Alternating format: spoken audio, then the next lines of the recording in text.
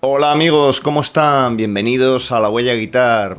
Recuerdo el momento de manera bastante viva, un programa de la televisión en la que Loquillo presentaba el single de adelanto de su nuevo disco. Un tema que desde luego era muy diferente a lo que había oído de él. Un tema sombrío, con un tono, digamos, muy oscuro y por supuesto una letra que llamaba la atención, ya que hablaba de un tema tan duro y tan dramático como es el de la tortura. Desde luego una canción muy diferente a Esto no es Hawái o Quiero un camión.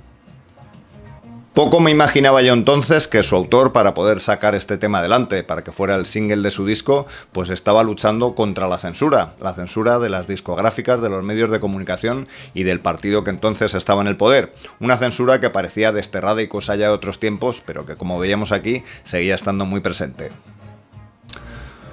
No solo eso, sino que en aquellos 2 años, los que van de 1990 al 92, Loquillo daba un golpe de timón a su carrera absoluto, ¿no? Con una auténtica revolución que le ponía, eso sí, en pie de guerra con todo lo que tenía alrededor. Romper relaciones con su compañero de grupo y autor de los temas clásicos del grupo, Sabino, en guerra con los propios trogloditas, con la Sociedad General de Autores, con la Generalitat de Cataluña, su manager, el gobierno y, como veremos también, con la censura, por desgracia, todavía existente. Algo que nos demuestra que para ser grandes músicos no vale solo con practicar y poner bien los dedos en un mástil, sino también tenerlos bien puestos. Vamos a verlo.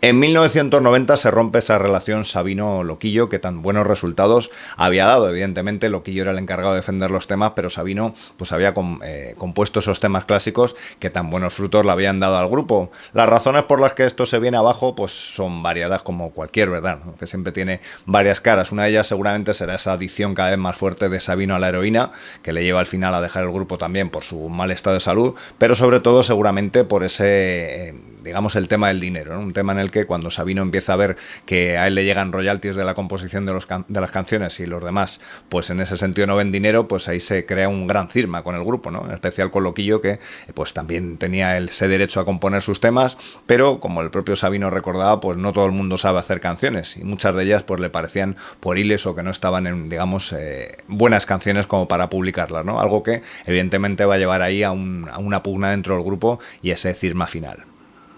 Un tema complejo este, como cualquiera dentro de un grupo. Como Loquillo decía, Sabino cobraba por la composición de esos temas, pero Loquillo no estaba cobrando por toda esa promoción que él tenía que hacer, moviéndose mientras los demás se quedaban en su casa tranquilamente, ¿no? Algo que al final le llevó a pedir una asignación, digamos, por ese cometido que él hacía y que los demás no hacían, ¿no? Evidentemente este cisma se fue agravando con declaraciones en la prensa por ambas partes, pues que llevaron a Sabino a decir que prácticamente el grupo se había convertido en algo comercial, que ya no era ese rollo de rebeldía juvenil que tenía al principio y que se negaba a hacer temas, o al menos temas que tuvieran que tener ese lado comercial para la radio, ¿no? A lo que Loquillo respondía que bueno, que él también podía hacer canciones, podía hacer temas y que iba a aprovechar para dar otro rumbo a la banda, ¿no? Un rumbo, desde luego, muy difícil de seguir con ese hueco que iba a crear Sabino, como recordamos, pues compositor de la mayoría de los temas clásicos de la banda.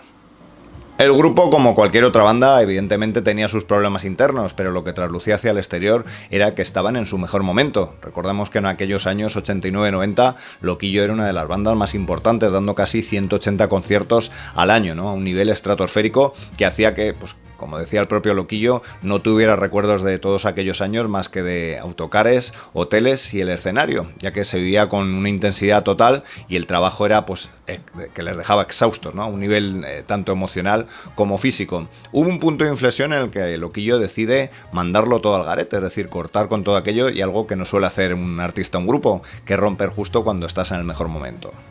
Parece ser que tras uno de estos multitudinarios conciertos, un amigo se pasa por el camerino a ver a Loquillo, ¿no? Al que hacía tiempo que no veía. Al verle, ve su aspecto muy demacrado, ¿no? Evidentemente cansado por ese alto ritmo de vida que llevaba. Y le dice que acaba de ver a su manager con un descapotable blanco, ¿no? Dándole un poco la idea a Loquillo de que quizá alguien está sacando mucho más dinero que él mientras él se está dejando la piel por todos los escenarios, ¿no? Parece ser, esto lo ha contado Loquillo en más de una ocasión, que ahí es donde decide cortar con toda la gira, con todos los conciertos que tenía pendiente y cambiar ese chip, dar ese cambio de rumbo a su carrera en el que muchas cosas tenían que cambiar.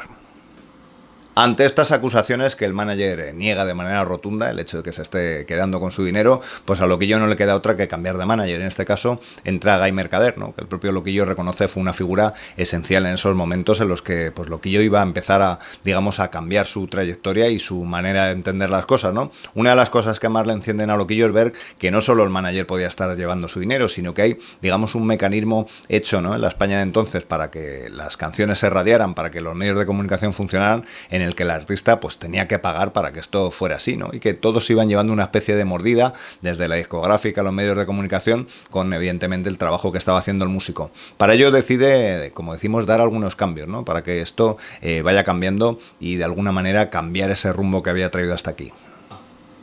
Aunque Loquillo es consciente que salirse de este entramado pues le va a generar mucha menos promoción a la música que va a ir haciendo, toma algunas decisiones, algunas de ellas bastante llamativas, ¿no? Como montar una editorial, en este caso donde sea el nombre de su padre, Salvador, el que de alguna manera se haga el autor de los temas que él va a ir presentando a la discográfica, ¿no? Al estar esta editorial fuera del contrato de la discográfica, pues no se hace cargo de esos pagos a esta ni a las GAE, ¿no? Cuando la Sociedad General de Autores, se entera, evidentemente denuncian al padre, pero el padre fallece al poco tiempo, con lo cual no puede hacerse cargo de esos royalties que debería devolver a las GAE.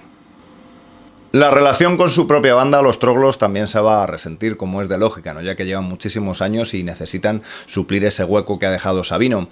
Como el propio Loquillo decía, él se sentía muy solo en aquellos momentos, ya que necesitaba alguien, una figura con la que poder pues musicar sus letras. En este caso recuerda a un guitarrista que conocía llamado Gabriel Sopeña, alguien que le va a ayudar a llevarlo al nuevo estilo que va a ir haciendo Loquillo, ¿no?, desentendiéndose un poco de ese sonido más clásico que llevaba, del cual Loquillo decía pues no sentirse ya muy identificado, ¿no? Esta entrada del músico no va a ser fácil y el resto de los trogloditas pues de alguna manera no lo aceptan, ¿no? Son bastante recelosos de su trabajo y no entienden por qué Loquillo pues de alguna manera no sigue exprimiendo ese sonido clásico que la banda llevaba y que también les estaba funcionando. Aunque los dos discos siguientes, Hombres y Mientras Respiremos, van a funcionar bien, evidentemente va a haber un bajón ahí de popularidad por todo ese cambio que ha pegado Loquillo en su manera de proceder, y vamos a ir viendo también que sobre todo donde va a tener más problemas va a ser en su propia casa, en Cataluña. Y es que a Loquillo pues le va a pasar factura el hecho de haber apoyado públicamente un partido como el Partido Socialista en Cataluña, ya que evidentemente los que gobernaban en aquel momento eran Convergencia y Unió. Los nacionalistas, como el propio Loquillo decía, subvencionaban claramente a los grupos que hacían música en catalán y sin embargo menospreciaban a los que la hacían en castellano, lo cual le lleva pues a una guerra abierta directamente, que se pudo ver en los medios, entre escritores, músicos catalanes y pertenecientes un poco al ámbito de la Generalitat y Loquillo, ¿no?, que se las pasaba bastante canutas para poder tocar en su propia tierra, ¿no? Parece ser que en las contrataciones bajaron a la cuarta parte de lo que solía hacer en su tierra natal, y eso le va a llevar pues seguramente a tomar la decisión de irse fuera de allí, ¿no? Y directamente va a acabar primero viviendo en San Sebastián y después acabará viniendo a Madrid con los años. Como hemos visto hasta aquí, Loquillo en ese tiempo no se arredraba por nada ni por nadie, pero desde luego esto se queda pequeño comparado a lo que pasó con el tema Los Ojos Vendados, un tema que aparecía en ese disco Mientras Respiremos y que tuvo muchísima polémica, en el que vemos cómo la censura pues seguía funcionando en España. Parece ser que cuando estuvo en el País Vasco pues conoció a un amigo suyo en la ciudad de Lasarte y una noche parece ser le secuestraron pensando que estaba en el entorno de ETA, le torturaron y se dieron cuenta de que se habían equivocado, le dijeron que no dijera nada.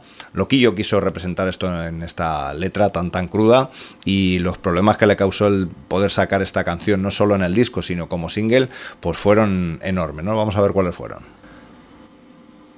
Esta canción le va a dar un montón de problemas y quebraderos de cabeza a Loquillo pues para poderla sacar adelante y para poder promocionarla. Parece ser que la discográfica le llamó un día para decirle, viendo sus intenciones, que el tema no era viable, que no era un tema que quisieran sacar ni mucho menos como single, y que si ponía otro single le prometían elevarle al número 1 en las listas, algo a lo que Loquillo se negó porque vio evidentemente que le estaban comprando.